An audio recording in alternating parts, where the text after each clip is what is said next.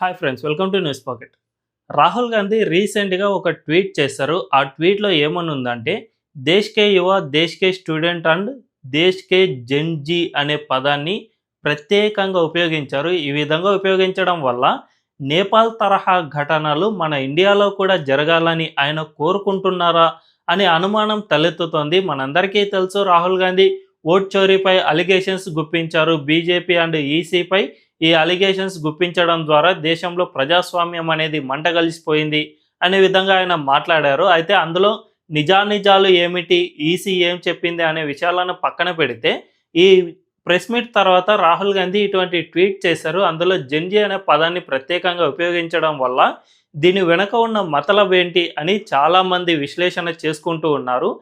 రాహుల్ గాంధీ నిజంగానే నేపాల్లో జెన్జీ ప్రొటెస్ట్లో భాగంగానే ఈ ట్వీట్ చేశారా అనే సందేహాలు అయితే లేవనెత్తుతున్నారు. ఎందుకంటే గతంలో ఎన్నడూ కూడా తన ట్వీట్లో ఈ జెన్జీ అనే పదాన్ని ఉపయోగించలేదు.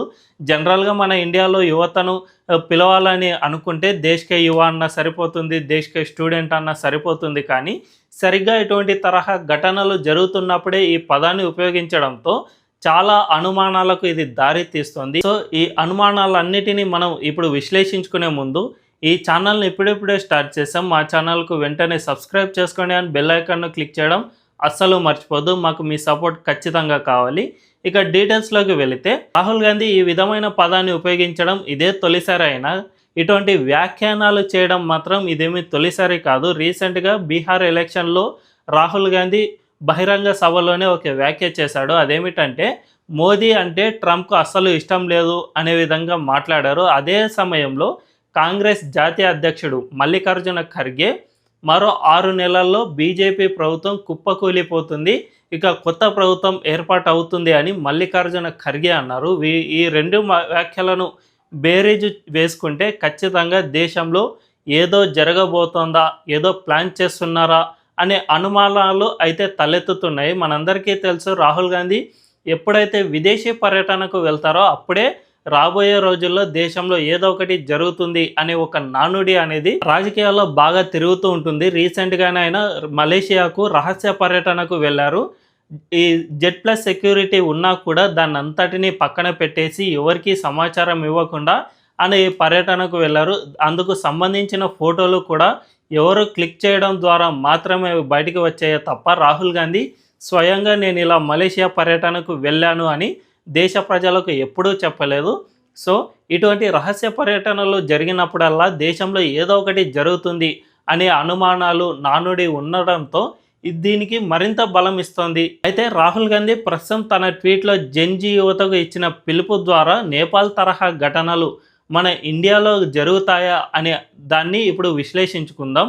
మరీ ముఖ్యంగా ప్రత్యేకంగా చూసుకుంటే మన ఇండియాలో అటువంటి పరిస్థితులు అస్సలు లేవనే చెప్పుకోవాలి. రాహుల్ గాంధీ ఈ విధమైన పిలుపు ఇచ్చిన, ఈ విధమైన బేస్లెస్ అలిగేషన్స్ చేస్తూ ఉన్నా కూడా మన దేశంలో యువత ఇప్పటికీ ప్రజాస్వామ్యంపై నమ్మకంతోనే ఉన్నారు అని తెలుస్తుంది.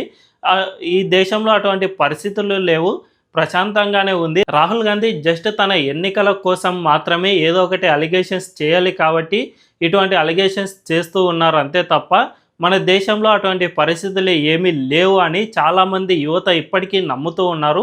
మన ప్రజాస్వామ్య వ్యవస్థ అంత గొప్పది కాబట్టి ఎవరు దీనిపై రియాక్ట్ అవ్వడం లేదు. అంతేకాకుండా అంబేద్కర్ రాసిన రాజ్యాంగం ఇప్పటికీ చాలా పటిష్టంగా అమలు అవుతుండడం వల్ల మాత్రమే మన దేశంలో ఇటువంటి పరిస్థితులు రావు. మనం గతాన్ని సైతం ఒక్కసారి పరిశీలించుకుంటే ఎప్పుడూ కూడా దేశ ప్రజలు తిరుగుబాటు చేసి ఒక ప్రభుత్వాన్ని కూల్చివేసిన దాఖలాలు అస్సలు కనిపించవు.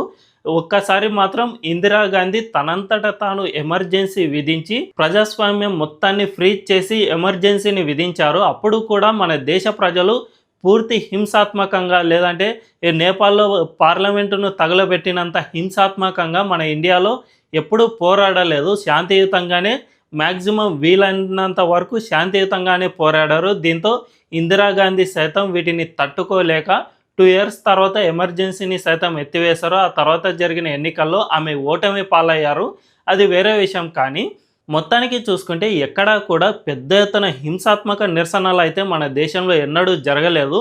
రీసెంట్గా చూసుకుంటే మనం రైతు ఉద్యమం లేదంటే షహీన్ బాగ్ ఉద్యమం ఇటువంటివి జరిగాయి. కానీ ఇవన్నీ కూడా కొన్ని ప్రాంతాలకు మాత్రమే పరిమితం అయిపోయాయి. ఎందుకంటే రాహుల్ గాంధీ ఆర్ కాంగ్రెస్ లేదంటే ఇండి కూటమి ఈ పార్టీలన్నీ ఈ సీఏఏ లేదంటే రైతు ఉద్యమాలపై కొన్ని ఫేక్ అలిగేషన్స్ చేశాయి కాబట్టే ఈ ఉద్యమాలు కొన్ని ప్రాంతాలకు మాత్రమే పరిమితమయ్యాయి. ఇందులో గనుక ఏదైనా తప్పు ఉండి ఉంటే యావత్ దేశం అంతా పోరాటం చేసేది. కానీ ఎక్కడా కూడా చిన్న తప్పిదం సైతం లేకపోవడం వల్లనే కొన్ని ప్రాంతాలకు అంటే షహీన్బాగ్ ఉద్యమం జస్ట్ ఢిల్లీలో ఒక ప్రాంతానికి మాత్రమే పరిమితమైంది.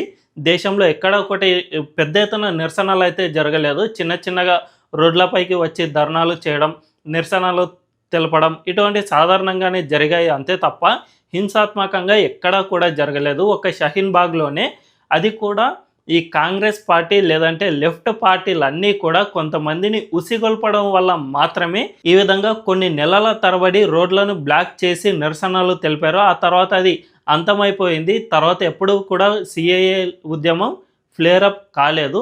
ఇక రైతు ఉద్యమం విషయానికి వస్తే ఈ రైతుల ఉద్యమంలో కూడా చాలా వరకు రైతులకు లాభం చేకూర్చే విధంగా మాత్రమే ఈ చట్టాలు ఉన్నాయి కాబట్టి దేశవ్యాప్తంగా ఇది ఫ్లేరప్ కాలేదు. జస్ట్ పంజాబ్లో మాత్రమే, అది కూడా కొన్ని పార్టీలు అప్పుడు అధికారంలో ఉన్న కాంగ్రెస్ పార్టీ అండ్ అధికారంలోకి రావాలని భావించిన ఆమ్ ఆద్మీ పార్టీ మాత్రమే వీరికి బాగా ఉసిగొల్పి వీరిని రోడ్లపైకి తీసుకువచ్చింది. దీనివల్ల మాత్రమే ఆ రోడ్డును బ్లాక్ చేస్తూ నిరసనలు నెలల తరబడి చేశారు. అయితే దీనిపై మోదీ ప్రభుత్వం వెనక్కి తగ్గింది.